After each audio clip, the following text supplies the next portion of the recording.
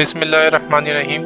ناظرین، ویسے تو اللہ پاک نے رسول پاک صلی اللہ علیہ وسلم سے نسبت رکھنے والی ہر چیز کو محفوظ کر دیا ہے۔ آپ صلی اللہ علیہ وسلم سے نسبت رکھنے والی اشیاء مثلاً برتن، نالن پاک یعنی کہ چپل مبارک، استعمال کی دیگر اشیاء، خدام وغیرہ کا بھی ذکر ہے۔ سرکار دو عالم صلی اللہ علیہ وسلم سے نسبت رکھنے والی خوش بخت اشیاء میں سے آپ کی چند سواریوں کا مختصر تذکرہ ملاحظہ فرمائیے۔ تو ناظرین کرام، سب سے پہلے بات کرتے ہیں براق کی۔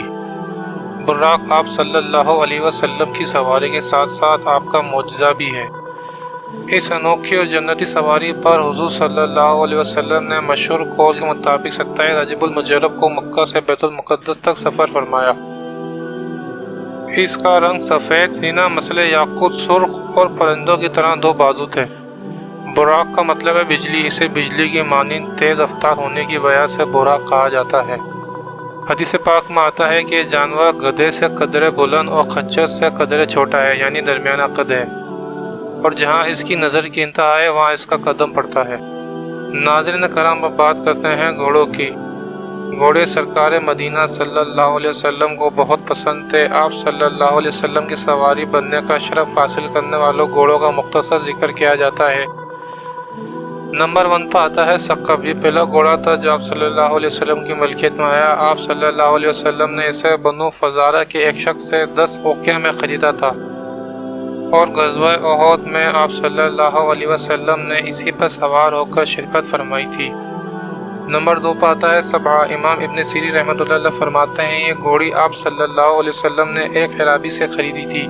اس گھوڑی پر آپ صلی اللہ علیہ وسلم نے دوڑ میں مقابلہ کیا۔ یہ دوڑ میں آگے نکل گئی، جس پر آپ صلی اللہ علیہ وسلم بہت مسرور ہوئے۔ نمبر 3 پر آتا ہے لیزار۔ یہ گھوڑا آپ صلی اللہ علیہ وسلم کو مقوقس والی مصر نے تحفے میں دیا تھا۔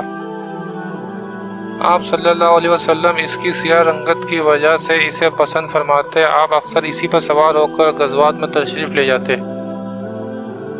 نمبر 4 پر آتا ہے باہر۔ یہ گھوڑا آپ صلی اللہ علیہ وسلم نے یمن سے آئے ہوئے تاجروں سے خریدا تھا۔ آپ صلی اللہ علیہ وسلم نے اس گھوڑے پر سوار ہو کر بارہا گھڑ دوڑ میں سبقت کی، یعنی سب سے آگے رہے۔ نمبر 5 پر آتا ہے المرتجز۔ یہ وہی گھوڑا ہے جس کے بارے میں آپ صلی اللہ علیہ وسلم نے حضرت خثیمہ کی شہادت گواہی کو دوسروں کی گواہی کے برابر قرار دیا تھا۔ نمبر 6 پر آتا ہے ضریب۔ یہ گھوڑا حضرت سیدنا فروہ بن عمر جذامی رضی اللہ تعالی عنہ نے آپ کو تحفہ دیا تھا۔ نمبر 7 پر آتا ہے لحیف۔ یہ آپ کو عامر بن مالک عامری نے تحفہ دیا تھا۔ نمبر 8 میں آتا ہے ورد۔ یہ آپ کو تمیم داری رضی اللہ تعالی عنہ نے تحفے میں دیا تھا۔ نمبر 9 پر آتا ہے مروا۔ حضرت سیدنا مرداس بن مولک بن واقی رضی اللہ تعالی عنہ کی وفات کی صورت میں آپ کی خدمت میں حاضر ہوئے، اور آپ صلی اللہ علیہ وسلم کو یہ گھوڑا تحفے میں پیش کیا۔ کتب سیرت میں آپ صلی اللہ علیہ وسلم کے مزید گھوڑوں کے نام کے ذکر کیے گئے ہیں۔ ناظرین کرام، اب بات کر لیتے ہیں خچر کی۔ حضور کریم صلی اللہ علیہ وسلم کی ملکیت میں درج ذیل 6 خچر تھے۔ نمبر 1 پر آتا ہے دلدل۔ یہ سیاہی مائل سفید رنگ کا خچر مقوقس والی مصر نے آپ کی بارگاہ عالیہ میں تحفے میں پیش کیا تھا۔ آپ صلی اللہ علیہ وسلم سفر پر اس پر سوار ہوئے۔ آپ صلی اللہ علیہ وسلم کے بعد حضرت سیدنا علی رضی اللہ تعالیٰ عنہ اس پر سواری کرتے تھے۔ آپ کے بعد حضرت سیدنا امام حسین مجتبیٰ رضی اللہ تعالیٰ عنہ کو ملا۔ نمبر 2 پر آتا ہے فضہ۔ یہ فروہ بن عمر جذامی رضی اللہ تعالیٰ عنہ نے آپ کو پیش کیا تھا۔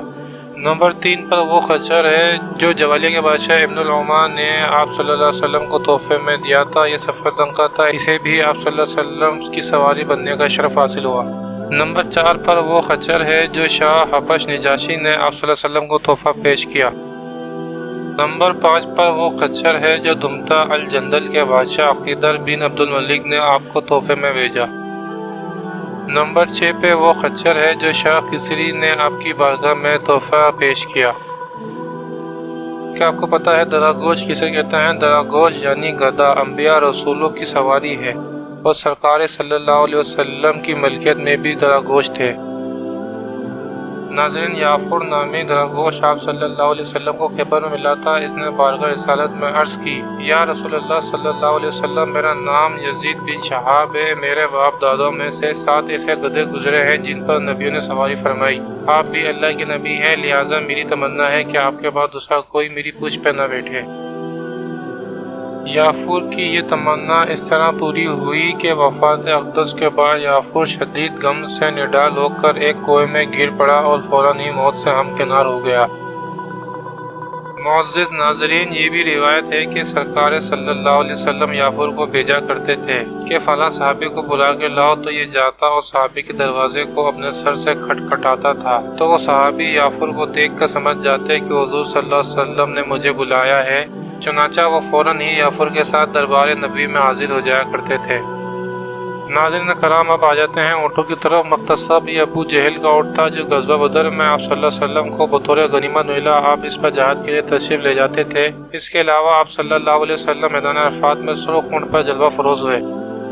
ناظرین کرام، اس اونٹ کے علاوہ آپ صلی اللہ علیہ وسلم کے پاس دیگر اونٹنیاں بھی تھیں۔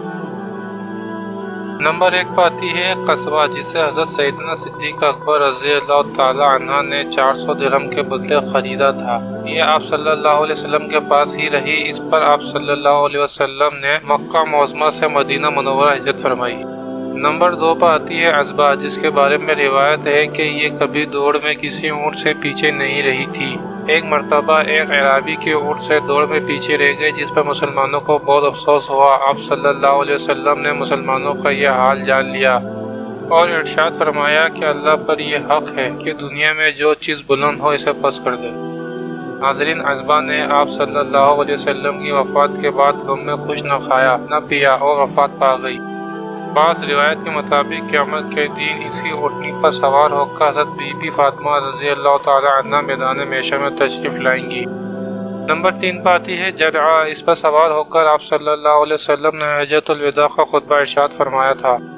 نمبر 4 پر آتی ہے صحبہ، حجۃ الوداع کے دن آپ صلی اللہ علیہ وسلم نے اسی اونٹنی پر سوار ہو کر رمی فرمائی تھی، یعنی مینا کے مقام پر شیطان کو کنکریاں ماری تھیں۔ اس کے علاوہ بھی علماء کرام نے آپ صلی اللہ علیہ وسلم کے مزید اونٹنیوں کے نام ذکر فرمائے ہیں۔ اللہ پاک سے دعا ہے کہ اللہ پاک ہمیں صحیح علم سیکھنے اور اسے آگے تک پہنچانے کی توفیق عطا فرمائے، آمین۔